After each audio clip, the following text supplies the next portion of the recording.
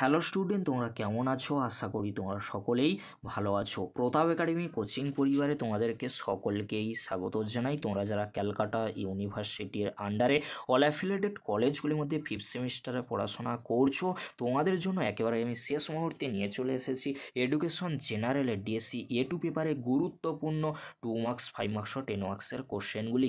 এই কোশ্চেনগুলি তোমরা শেষ মুহূর্তের জন্য ভালো করে দেখে যাও। অবশ্যই তোমরা এখান থেকে 100% কোশ্চেন কমন পেয়ে যাবে। পরবর্তী ভিডিওতে অর্থাৎ কিছুক্ষণের মধ্যেই আমি কিন্তু এই 2 মার্কস 5 মার্কস ও 10 মার্কসের কোশ্চেন উইথ অ্যান্সারগুলি আপলোড করে দেবো। তাই তোমাদেরকে বলবো চিন্তা করার কোনো বিষয় নেই।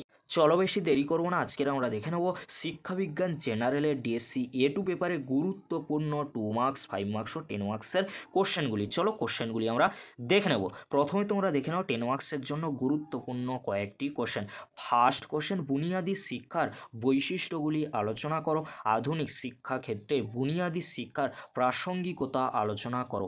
মন্তেশ্বরী পদ্ধতি প্রধান বৈশিষ্ট্যগুলি আলোচনা করো। এই যে তিনটি কোশ্চেন বললাম, তিনটি কোশ্চেন খুবই গুরুত্বপূর্ণ। পরবর্তী কোশ্চেন কী রয়েছে তোমরা দেখে নাও। নারী শিক্ষা প্রসারে বেগম রোকেয়ার অবদান আলোচনা করো। নারী শিক্ষা ও জনশিক্ষা বিষয়ে বিবেকানন্দের মতামত আলোচনা করো।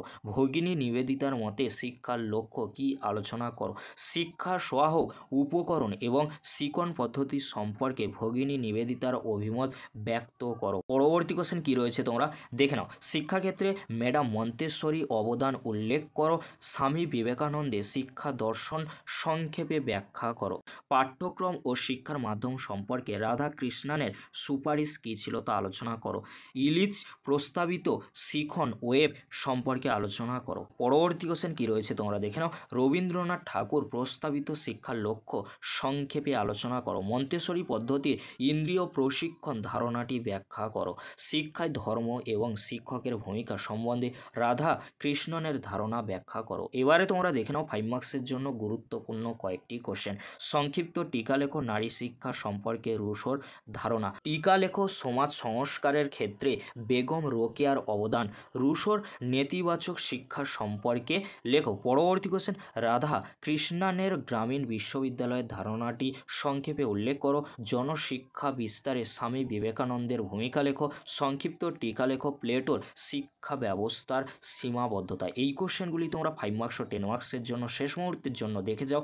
অবশ্যই তোমরা এখান থেকে 100% কোশ্চেন কমন পেয়ে যাবে। আর এই কোশ্চেনের উত্তরগুলি পেতে অবশ্যই তোমরা আমাদের চ্যানেলটি সাবস্ক্রাইব করে রাখো। কিছুক্ষণের মধ্যেই এই কোশ্চেনের উত্তরগুলি আমাদের চ্যানেলে আপলোড করা হবে। এবারে তোমরা দেখে নাও 2 মার্কসের জন্য গুরুত্বপূর্ণ কয়েকটি কোশ্চেন, যে কোশ্চেনগুলি অত্যন্ত গুরুত্বপূর্ণ রয়েছে। মন্তেশ্বরী প্রতিষ্ঠিত বিদ্যালয়টির নাম লেখো। ইমাইল চরিত্রটি কোন দার্শনিকের সৃষ্টি।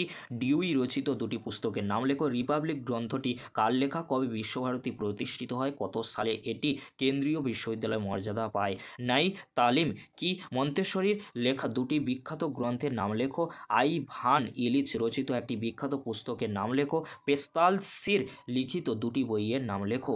এই কোশ্চেনগুলি কিন্তু অত্যন্ত গুরুত্বপূর্ণ রয়েছে। পরবর্তী কোশ্চেন, বুনিয়াদী শিক্ষা দুটি ত্রুটি লেখো। বেগম রোকেয়ার লেখা দুটি বিখ্যাত গ্রন্থের নাম লেখো। কোন বিখ্যাত দার্শনিক প্লেটোর শিক্ষা গুরু ছিলেন। শিক্ষাক্ষেত্রে পেস্তালসির দুটি অবদান উল্লেখ করো। প্লেটো শিক্ষা ব্যবস্থাকে কয়টি ভাগে ভাগ করেছিলেন ও সেগুলি কী কী।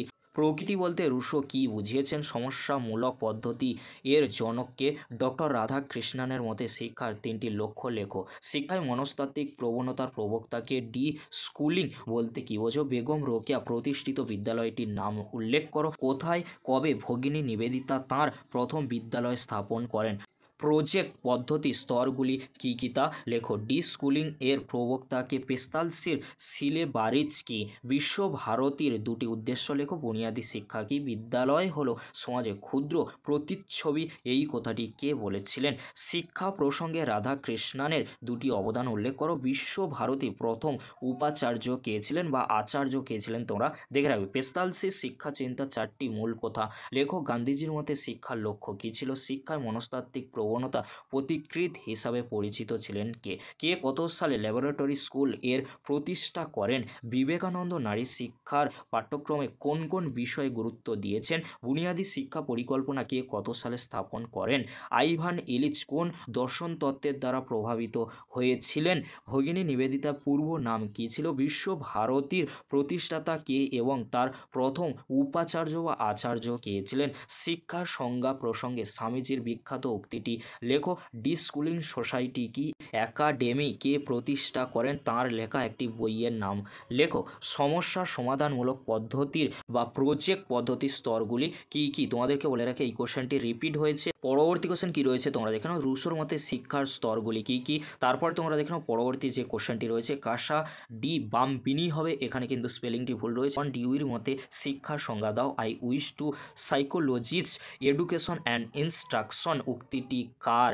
কোন বইতে তিনি এটি উল্লেখ করেছেন? কবে এবং কোথায় রবীন্দ্রনাথ ঠাকুর তাঁর পরীক্ষামূলক বিদ্যালয় স্থাপন করেন? চরিত্র গঠনের শিক্ষা কি? প্লেটোর শিখন পদ্ধতির 3টি নীতি উল্লেখ করো। নেতিবাচক শিক্ষা কি? শিক্ষার মাধ্যম সম্পর্কে রবীন্দ্রনাথ কি বলেছিলেন? নারী শিক্ষা সম্পর্কে ভগিনী নিবেদিতার মত লেখো। এই কোশ্চেনটি রিপিট হয়েছে, তোমরা দেখে নাও। স্বামী বিবেকানন্দ শিক্ষার লক্ষ্য সম্পর্কে কি বলেছিলেন? এই ছিল আজকের আলোচনা। আর তোমাদেরকে বলে রাখি এই কোশ্চেনের উত্তরগুলি পেতে অবশ্যই চ্যানেলের সাথে থাকো, চ্যানেলটি সাবস্ক্রাইব করে রাখো। ভিডিওটি দেখার জন্য তোমাদেরকে অসংখ্য ধন্যবাদ।